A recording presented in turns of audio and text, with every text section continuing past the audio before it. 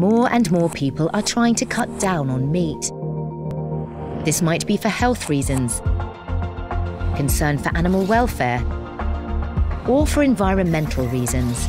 Vegetable proteins, nuts and seeds all have a significantly lower carbon footprint than meat. Whatever their reason, people's eating habits are changing, and one of the big winners has been plant-based protein, used as a meat substitute, which has rapidly become a staple of fast food menus and supermarket ready meals. But appearances can deceive. A worrying number of alternative meat companies have found themselves struggling over the past year, laying off staff and seeing share prices drop. We are seeing a slowdown in the growth of meat substitutes currently. And this is because recurring purchases are lower than expected. But we do believe that because of innovation in taste, flavor and textures, the growth will come back.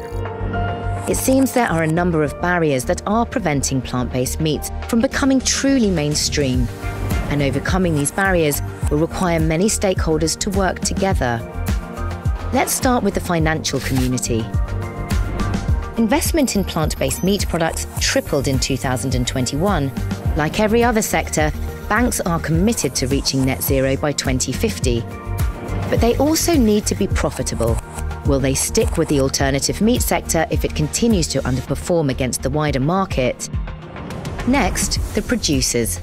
Are they giving consumers what they want? 95% of consumers say it is important that plant-based foods have a short, simple list of familiar ingredients. That isn't always what they get. The products are perceived as over-processed. Retailers next. Could they do more? They often seem to give consumers too much choice.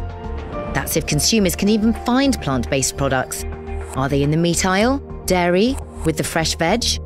Every supermarket seems to have its own system. Retailers will also need help with our fourth stakeholder, governments.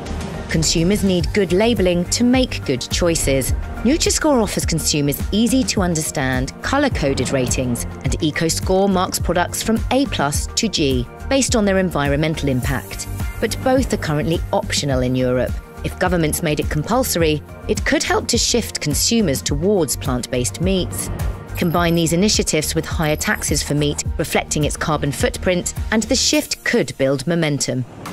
Finally, consumers. You and me. Can we shake off our addiction to meat? Under 1 in 10 of us are vegetarians. Then there's the cost question. Are we willing to pay more to help the planet? Going forward, we believe consumers and retailers will focus on emissions.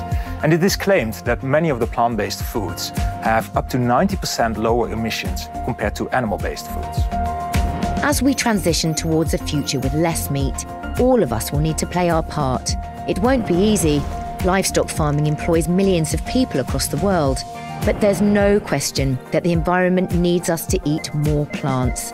And that means all of us stepping up to the plate.